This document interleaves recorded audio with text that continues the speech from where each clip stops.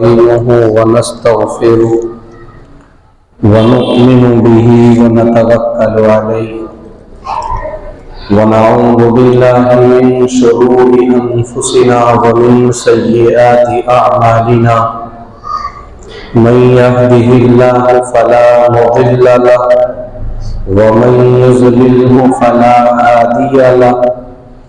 ونشهد أن لا إله إلا الله وحده لا شريك له ونشهد أن سيدنا ومولانا محمدا عبده ورسوله أما بعد فقد قال الله تبارك وتعالى في القرآن المجيد والفرقان الحميد أعوذ بالله من الشيطان الرجيم بسم الله الرحمن الرحيم وقضى ربك ألا تعبدوا إلا إياه وبالوالدين إحسانا إما يبلغن عندك الكبر أحدهما أو كلاهما فلا تقل لهما أف ولا تنهرهما وقل لهما قولا كريما صدق الله العظيم وقال النبي صلى الله تعالى عليه وسلم رضا الرب في رضا الوالد وسخط الرب في سخط الوالد او كما قال۔ عزیز نوجوانوں، بزرگوں، اللہ تبارک و تعالیٰ نے اس روئے زمین کے اوپر رہ کر ہمیں اتنی نعمتیں دی ہیں کہ اگر کسی انسان ان نعمتوں کو گننا چاہے، شمار کرنا چاہے تو نہیں کر سکتا۔ اسی کو اللہ تبارک و تعالیٰ نے قرآن مقدس کی ایک آیت کریمہ میں ذکر فرمایا وَإِن تَعُدُّوا نِعْمَتَ اللَّهِ لَا تُحْصُوهَا، ہم نے تمہیں اتنی نعمتیں دی ہیں کہ اگر تم ان کو گننا چاہو، شمار کرنا چاہو تو لا تحصوها نہیں کر سکتے۔ اللہ تبارک و تعالیٰ نے یہ نعمتیں جو ہمیں عطا کی ہیں، یقیناً انسان میں زیادہ تر انسان کو خود اس کے انسان ہونے کی مثال دیتا ہوں۔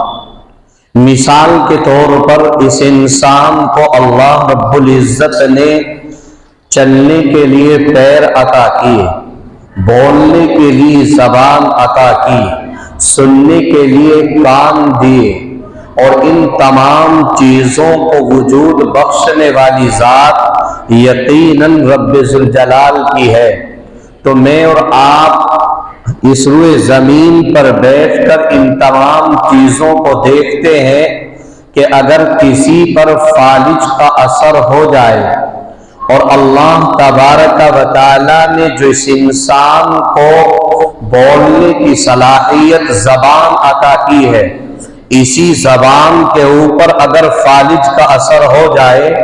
تو یہی زبان ہے کہ وہ کام کرنا بند کر دیتی ہے۔ یہی زبان کے علاوہ اللہ رب العزت نے ہاتھ جو پکڑنے کے لیے بہترین آلہ تیار کیا ہے، یہ انسان کا ہاتھ ٹوٹ جائے یا اس کے اوپر فالج کے اثرات ظاہر ہو جائیں تو یہی ہاتھ انسان کو دیکھنے کے لیے یوں تو محسوس ہو سکتا ہے کہ یہ انسان کو اللہ نے ہاتھ عطا کیا، لیکن جب اس کے اندر پکڑنے کی صلاحیت نہیں تو بیکار ہے۔ یہی ہاتھ اگر کوئی ایسا انسان بتائے جس کے پاس ہاتھ نہ ہو تو وہ بتائے گا کہ کتنی بڑی نعمت اللہ نے ہمیں عطا کی ہے۔ یہی کان جس کو میں اور آپ سننے کا آلہ، سماعت کرنے کا آلہ بتاتے ہیں، اسی کان کے اوپر اگر اس کے پردے کے اوپر کوئی نقص آ جائے، پوری دنیا کے ڈاکٹر مل جائے لیکن اس نقص کو نہیں ہٹا سکتے، تو معلوم کیا ہوا کہ یقیناً رب ذوالجلال نے اس انسان کو اتنی نعمتیں دی ہیں اتنی نعمتیں دی ہیں کہ اگر یہ گننا چاہے تو نہیں گن سکتا۔ اسی لیے اللہ نے کہا لَإِن شَكَرْتُمْ لَأَزِيدَنَّكُمْ، اگر تم دنیا کے اندر رہ کر میری نعمتوں کے شکریہ ادا کرتے رہو گے، میری نعمتوں کے ساتھ میں استفاضہ جو کر رہے ہو، تم میرے شکر گزار بندے بنتے رہو گے، تو اللہ نے کہا لَأَزِيدَنَّكُمْ، جو ہم نے تمہیں نعمتیں دی ہیں ان نعمتوں کے اندر اضافہ ہوتا چلا جائے گا۔ مثال کے طور پر اس انسان کو اللہ رب العزت نے رہنے کے لیے مقام دیا، یہ کس نے دیا ہے؟ یقیناً رب ذوالجلال نے عطا کیا ہے۔ تو یہ انسان کو رہنے کے لیے مقام دیا، اور اسی طریقے سے دنیا کی آسائشیں، دنیا کی اندر صعوبتیں، سہولتیں، اور دنیا کے اندر آرام اور سکون و اطمینان کی چیزیں اس انسان کو دیکھنے کے لیے ملتی ہیں، اور یہ اس چیز کا مشاہدہ کرتا ہے کہ تمام کی تمام چیزیں پیسوں سے خرید کر کے ان کو استعمال کیا جا سکتا ہے۔ تو یہ پیسہ ایک اللہ کی نعمت ہے، اگر اسی پیسے کو اللہ کی رضا اور خوشنودی کی خاطر اور اس کی مانند اللہ کی رضا کے لیے اس پیسے کا استعمال ہوگا، تو پھر یہی آیت کریمہ دہرانی پڑے گی جس کے اندر رب ذوالجلال نے کہا یہ ہماری نعمت ہے، اور ہماری نعمتوں کے تم شکریہ ادا کرتے رہو گے، ہمارے شکر گزار بندوں میں تمہارا شمار ہوتا رہے گا، اور تمہارے مال و دولت کے اندر تمہاری نعمتوں، ہماری نعمتوں میں ہم اس کو اضافہ کرتے چلے جائیں گے۔ اور اسی کے ساتھ ساتھ رب ذوالجلال نے پیغام دیا لَإِن كَفَرْتُمْ، ایک طرف وہ لوگ جو اللہ کے شکر گزار بندے ہیں، اور دوسری طرف وہ لوگ جو اللہ کے نافرمان ہیں۔ میں اس لیے اس بات کو ذکر کر رہا ہوں کہ نبی سیدنا جناب رسول اللہ صلی اللہ علیہ وسلم اس روئے زمین پر آخری پیغمبر، آخری رسول اللہ رب العزت نے بنا کر کے بھیجا، تو یہ پیغام لوگوں کو دیا گیا وَمَا أَرْسَلْنَاكَ إِلَّا مُبَشِّرًا وَنَذِيرًا۔ ایک طرف رب ذوالجلال نے کہا ہم نے پیغمبر کو پیغمبری دی، لوگوں کو ہم نے اس لیے اپنے نبی کو بنا کر بھیجا کہ لوگوں کو جا کر کے خوشخبری سنائے۔ اللہ رب العزت نے کہا کس چیز کی خوشخبری سنائی جائے؟ تو ایک طرف خوشخبری کا پیغام، دوسری طرف اللہ نے کہا وَنَذِيرًا، اور ہم نے اپنے رسول کو اس لیے رسالت دی تاکہ وہ لوگوں کو ڈرائے اور لوگوں کو بتائے کہ لوگوں اس دنیا کے اندر رہ کر رب ذوالجلال کی اطاعت کرو گے تو تمہاری نعمتوں کے اندر اضافے ہوتے چلے جائیں گے، اور جب تم اس دنیا سے اور تمہارا اس زمین سے بستر لپیٹا جائے گا تو پھر اللہ نے کہا فَلَهُمْ أَجْرٌ غَيْرُ مَمْنُونٍ، اللہ تبارک و تعالی کل قیامت کے میدانوں میں تم تمام کے تمام انسانوں کے سامنے، تمام انسان یہاں تک کہ آدم علیہ السلام سے لے کر آخر پیغمبر تقریباً 1.25 لاکھ انبیاء اس زمین پر جو آئے وہ تمام کھڑے ہوئے، ہر انسان کھڑا ہوا، ہر نبی کا امتی کھڑا ہوا، نور آپ بھی کھڑے ہوئے، نبی آخر الزماں کے امتی بھی کھڑے ہوئے، ہر انسان کے سامنے رب ذوالجلال کہے گا ہم نے اپنے نبی کو بھیجا تھا تاکہ تمہیں خوشخبری کا اعلان سنائے، تمہیں بتا دیا جائے کہ تم دنیا کے اندر رہ کر میرے حکموں کی فرما برداری کرو گے تو تمہیں اس زمین سے جب تمہیں اٹھایا جائے گا اور تمام دنیا کے سامنے لایا جائے گا تو رب ذوالجلال نے کہا وَلَا خَوْفٌ عَلَيْهِمْ وَلَا هُمْ يَحْزَنُونَ، تمام کے تمام لوگوں کے سامنے اس انسان کو کھڑا کر کے ہم اعلان کریں گے آج دنیا کے تمام لوگ پکار رہے या रब्बी नफ्सी नफ्सी पुकार रहे हैं। यहां तक कि अंबिया की जबानों के ऊपर भी या रब्बी नफ्सी नफ्सी की सदाएं हैं। लेकिन उम्मत मुहम्मदिया का वो नौजवान, उम्मत मुहम्मदिया का वो फौज जिसने दुनिया के अंदर रहकर नबी सल्लल्लाहु अलैहि वसल्लम की तर्जुमानी की होगी, नबी की सीरत को अपनी जिंदगी के अंदर लाया होगा, नबी की आदतों को अपनी जिंदगी के अंदर रचाया होगा, नबी के अखलाक व अक़वाल को, नबी के अतवार को, नबी के तौर तरीक को, नबी की हर अदा को अपनी जिंदगी के अंदर लाने की फिक्र की होगी, तो कल क़ियामत के मैदान में जहां पर या रब्बी नफ्सी नफ्सी की सदाएं होंगी, यही लोग होंगे जो मसहरियों पर तकिए लगाए बैठे हुए होंगे और उनके लिए अल्लाह ने पैगाम दिया, ला खौफुन अलैहिम, उनके ऊपर न किसी तरीके का कोई खौफ होगा, वला हुम यहज़नून, न वो कोई गम में मुब्तला होंगे। इसलिए अल्लाह ने कहा, वमा अरसलनाका इल्ला मुबश्शिरा, हमने दुए हुए जमीन के ऊपर अपने रसूल को भेजा, तो इसलिए भेज दिया गया ताकि हमारा रसूल इसमें जमीन पर आए, लोगों को पैगाम सुनाए, खुशखबरियां सुनाए। ये खुशखबरी यही है कि अल्लाह रब्बुल इज्जत की इताअत लोग करें, उसके रसूल की फर्माबरदारी करें, तो हम उनके लिए बेहतरीन बदला, बेहतरीन अजर अता करेंगे। दूसरी तरफ अल्लाह ने कहा, वनज़ीरा, हमने रसूल को इसलिए भेजा और रसूल को इसलिए रिसालत दी, पैगंबर को पैगंबरी इसलिए दी ताकि लोगों को डराए। किस चीज से?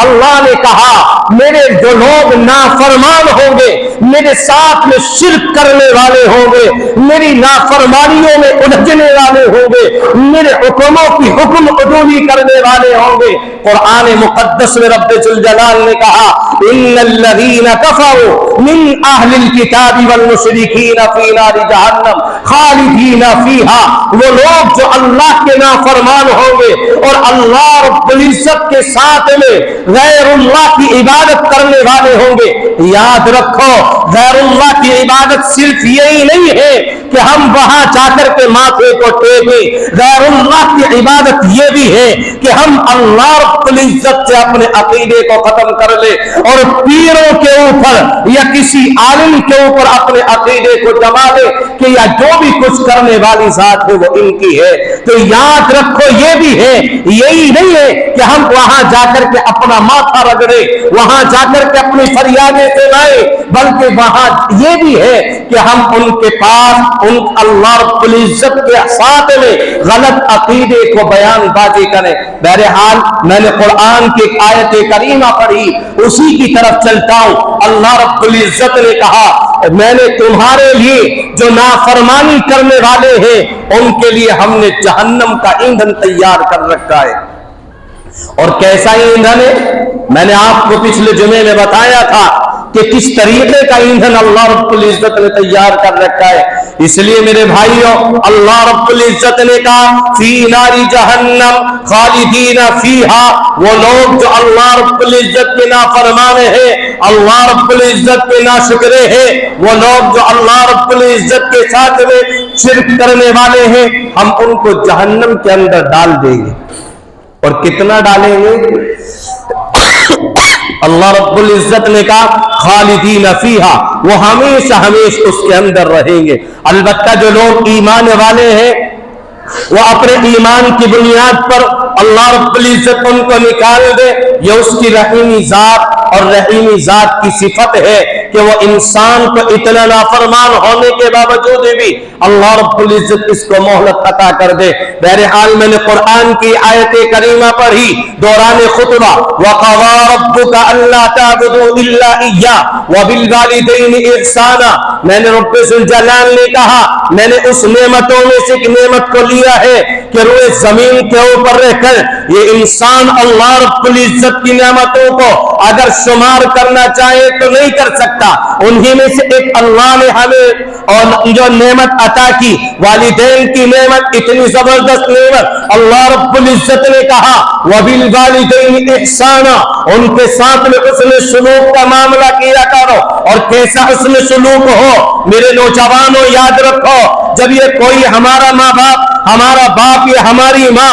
اگر بڑھاپے کی عمر کو پہنچ جائے تو ان کے ساتھ میں اف تک کے کلمات اپنی زبان کے اوپر نہ لے کر کے آنا. اللہ رب العزت نے اپنے نبی کی زبان میں پیغام دیا، اگر کوئی نوجوان، کوئی بڑا، کوئی چھوٹا، اگر روئے زمین پر رہنے والا کوئی بھی شخص اگر یہ دیکھنا چاہے کہ میرا رب مجھ سے راضی ہے یا ناراض ہے تو پھر آقا علیہ السلام نے ذکر فرمایا. حضرت انس رضی اللہ عنہ فرماتے صحابی رسول ہے، دیگر صحابہ بیٹھے ہوئے ہیں، اللہ کے نبی سے معلوم کیا گیا یا رسول اللہ بتائیے اگر ہمیں یہ دیکھنا ہو کہ رب ہم سے راضی ہے یا ناراض ہے تو وہ کیسے معلوم ہوگا؟ تو آقا علیہ السلام نے ذکر فرمایا رضا الرب فی رضا الوالد، تو یہ دیکھ لے دنیا کے اندر رہ کر تیرا باپ، تیرے والدین تجھ سے راضی ہے کہ ناراض ہے. اس لیے آقا علیہ السلام نے اپنی زبان اطہر سے جملہ ارشاد فرمایا.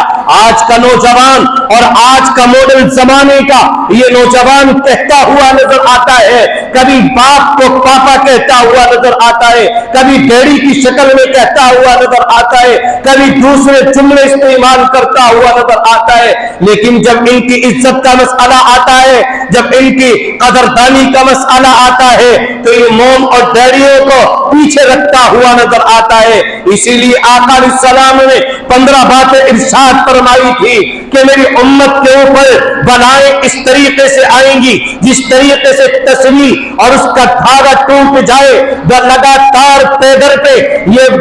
گانے ٹوٹ کر کے باہر آ جاتے ہیں، نکل کر کے باہر آ جاتے ہیں. آقا علیہ السلام نے ذکر فرمایا تھا اذا فعلت امتی 15 خصلۃ عل بها البلاء. آقا علیہ السلام نے ذکر فرمایا تھا میرے ایک زمانہ ایسا آئے گا میری امت کے اوپر مصیبتیں پیدر پہ آئیں گی. آقا سے صحابہ نے معلوم کیا تھا یا رسول اللہ ہمیں بتائیے وہ زمانہ کیسا ہوگا، وہ زمانہ کب آئے گا؟ آقا نے 15 جملے ارشاد فرمائے، 15 باتیں ارشاد فرمائی تھی. ان میں سے ایک بات یہ ذکر فرمائی تھی کہ جس وقت کے اندر ہمارے مسلمانوں میں اور بالخصوص نوجوانوں میں یہ بات آ جائے کہ وہ اپنی بیویوں کو اپنی ماں پر ترجیح دینے لگیں گے، ایک وہ زمانہ آ جائے گا کہ مصیبتیں پیدر پہ آنا شروع ہو جائیں گی. اور پھر آقا علیہ السلام نے ذکر فرمایا تھا کہ وہ زمانہ اس وقت میں آئے گا جب نوجوان اپنے دوستوں کے ساتھ میں وفا کشی کا معاملہ کرے گا اور اپنے باپ کے ساتھ میں بے وفائی کا معاملہ کرے گا. وہ زمانہ آ جائے گا. آج زمانے کے اندر نسلیں اٹھا لی جائے اور نوجوانوں پر دیکھ لیا جائے کیا نوجوان اپنے دوستوں کو ترجیح دیتا ہے یا اپنے باپ کو ترجیح دیتا ہے. اگر کوئی دوست ہمارے پاس ہم سے ملنے کے لیے آ جائے، اب مسئلہ امتحان کا ہے، اب سوال یہ ہے کہ آیا اب یہ باپ کی بات کو مانتا ہے یا دوستوں کی بات کو ترجیح دے گا. اگر یہ باپ کے سامنے اس کے چند دوست ملنے کے لیے آ جائے اور باپ اس سے یوں کہے کہ بیٹا کون ہے، کہاں جانے کا ارادہ ہے، تو باپ سے لڑتا ہے، باپ سے جھگڑتا ہے، باپ کے اوپر لان تان کا معاملہ کرتا ہے. اسی لیے آقا نے ذکر فرمایا تھا وہ زمانہ آ جائے گا جب نوجوان اپنے دوستوں کے ساتھ میں وفا کشی کا معاملہ کرے گا اور اپنے باپ کے ساتھ میں بدسلوکی کا معاملہ کرے گا. آج معاشرے کے اندر دیکھ لیا جائے، آج گھروں میں جھانک لیا جائے اور اپنے گریبان کے اندر جھانک لیا جائے کیا میر آپ اپنے باپ کے ساتھ میں کس طریقے کی اور کتنی بدتمیزیاں کرتے ہیں، اپنے باپ کو نہ جانے کیسی کیسی کلمات سے نوازتے ہیں. اور اس پر بس نہیں ہوتا بلکہ بہت سے نوجوان تو اس طریقے کے ہیں کہ وہ اپنے باپ کے ساتھ میں مار پیٹ کا معاملہ کرتے ہیں. بہت سے نوجوان تو ایسے ہیں کہ ان کو گالی گلوچ کرتے ہیں. بہت سے نوجوان نوجوان تو ایسے ہیں جو اپنی ماں کو مارتے ہیں۔ اس لیے یاد رکھو میرے بھائیوں، اگر جنت میں جانا چاہتے ہو تو اتنا سستا سودا نہیں ہوگا۔ جہاں پر رب ذوالجلال نے کہا وَقَضَىٰ رَبُّكَ أَلَّا تَعْبُدُوا إِلَّا إِيَّاهُ، جہاں رب ذوالجلال نے کہا میری اطاعت کرو، میری فرمانبرداری کرو، وہی رب ذوالجلال نے کہا وَبِالْوَالِدَيْنِ إِحْسَانًا، اپنے والدین کے ساتھ حسن سلوکی کا معاملہ کرو۔ زیادہ تفصیل کے اندر نہیں جاؤں گا، اس لیے مختصراً ذکر کر دیتا ہوں۔ صحابی رسول ہیں، حالانکہ صحابی رسول کیسے؟ جو اللہ رب العزت نے جس کو دنیا کے اندر وہ مقام عطا کیا ہو، اس کے لیے جنت کا جانا، اللہ رب العزت نے جس کے لیے جانا جنت میں جانا جس کے لیے طے کر دیا ہو، وہ صحابی رسول ہے جو نبی کو دیکھ رہے ہیں اور نبی سے دین کو سیکھ رہے ہیں۔ وہیں پر بیٹھے بیٹھے نبی بعد میں اپنی زبان سے پورے کلمات کو نکالتا ہے، لیکن صحابہ کی مقدس جماعت ایسی ہے کہ اس کے اوپر عمل کرنے کے لیے فوراً تیار ہو جاتی ہے۔ آج میں آپ اپنی زندگی کو دیکھیں کہ آج ہمیں جن چیزوں کا معلوم ہے اور ہمیں معلوم ہے کہ شریعت میں ان چیزوں کو کرنا ہے، ہم ان کو بھی نہیں کرتے ہیں، لیکن صحابہ کی مقدس جماعت تھی کہ آقا علیہ السلام اپنی زبان اثر سے جملہ نکالتے، یہ صحابہ فوراً عمل کرتے۔ انہی صحابی میں سے ایک صحابی رسول حضرت اکرمہ رضی اللہ عنہ، اللہ رب العزت کے بہترین بندے اور اللہ رب العزت نے بہترین طریقے سے عبادت کرنے کا شعور عطا کیا ہے، لیکن اخیر وقت ہے، مرض الوفات میں ہے، ابھی زبان کے اوپر لوگ ادھر سے بھی کلمہ طیبہ کی تلقین کرتے، ادھر سے بھی کلمہ طیبہ کی تلقین کرتے، لیکن اکرمہ کی زبان کے اوپر کلمہ طیبہ نہیں آ رہا ہے، کلمہ شہادت جاری نہیں ہو رہا ہے۔ اللہ کے نبی کے دربار میں حاضر ہوئے، یا رسول اللہ اس طریقے کا معاملہ ہے، اکرمہ مرض الوفات میں ہے، معاملہ اس طریقے سے ہے، لوگ آپ کو کلمہ طیبہ کی تلقین کرتے ہیں لیکن آپ کی زبان کے اوپر کلمہ طیبہ نہیں آ رہا ہے۔ اللہ کا عظیم پیغمبر ان کی والدہ کو بلاتا ہے اور والدہ کو بلا کر کے ان کے بارے میں معلوم کرتا ہے، اکرمہ کے کیا حال ہے؟ فوراً کہتی بڑا اچھا ہے، بڑا نیک ہے، بہت ساری صفات کو ذکر کرتی ہے۔ میرے آل اللہ کے نبی نے ذکر فرمایا میں آپ کے نہیں پوچھ رہا ہوں بلکہ یہ بتاؤ کہ تمہارے ساتھ میں سلوک کیسا تھا؟ اکرمہ کی والدہ نے کہا میرا دل دکھایا ہے، بس میں مختصراً اس لیے ذکر کر رہا ہوں، غالباً وقت ہوا چلا ہے، اور اللہ کے عظیم پیغمبر اس جملے کو ارشاد فرماتا ہے اپنے بیٹے کو معاف کر دو، لیکن اکرمہ کی والدہ کہتی ہے میں اس کو معاف نہیں کر سکتی۔ اللہ کا حبیب ارشاد فرماتا ہے، بلال حبشی کو حکم دیتا ہے اے بلال جاؤ چند لوگوں کو لے کر کے جاؤ اور جو ہے لکڑیوں کو اکٹھی کر کے لے کر کے آؤ اور ان کو میری آنکھوں کے سامنے جلاؤ اور پھر اٹھا کر کے اکرمہ کو اس آگ کے حوالے کر دو۔ یہ ماں کی ممتا ہے، وہ جوش بھر آئی ہے۔ فرمایا اللہ کے نبی میری آنکھوں کے سامنے میرے بیٹے کو جلاؤ گے؟ اللہ کا عظیم پیغمبر ارشاد فرماتا ہے یہ اس آگ سے بہتر ہے جو کل قیامت کے میدان میں رب ذوالجلال عطا کرے گا، اس لیے اس کو آج آگ کے حوالے کر دیا جائے گا۔ یہ ماں تڑپ کر کے کہتی ہے میرے اپنے بیٹے کو معاف کر دیا، ادھر یہ کہتی ہے میرے اپنے بیٹے کو معاف کر دیا۔ اللہ کا عظیم پیغمبر بلال حبشی کو حکم دیتا ہے اے بلال جاؤ اور جا کر کے مجھے بتاؤ اکرمہ کا کیا حال ہے۔ اکرمہ پہنچتے بلال حبشی پہنچتے اور دیکھتے کیا ہے کہ زبان کے اوپر کلمہ طیبہ جاری ہے اور فوراً مرض الوفات سے اللہ رب العزت کی طرف منتقل ہو گئے۔ یہ اللہ رب العزت نے کیسی سزا دی بھائی، جو دنیا کے اندر رہ کر اپنے والدین کی نافرمانی کرنے والے۔ میں اپنے نوجوانوں کو بالخصوص اس وقت میں یہ پیغام دینا چاہوں گا کہ ہم چاہے کسی بھی طریقے سے رہے، ایک وقت ہمیں کھانے کے لیے نہ ملے لیکن اپنے والدین کی نافرمانی نہ کرے، اپنے والدین کے ساتھ میں حسن سلوکی کا معاملہ کرے، اپنے والد کی عزت کرے، اپنی والدہ کا احترام کرے۔ اللہ رب العزت مجھے بھی آپ کو بھی کہنے سننے سے زیادہ عمل کی توفیق عطا کر دے۔ وآخر دعوانا ان الحمدللہ۔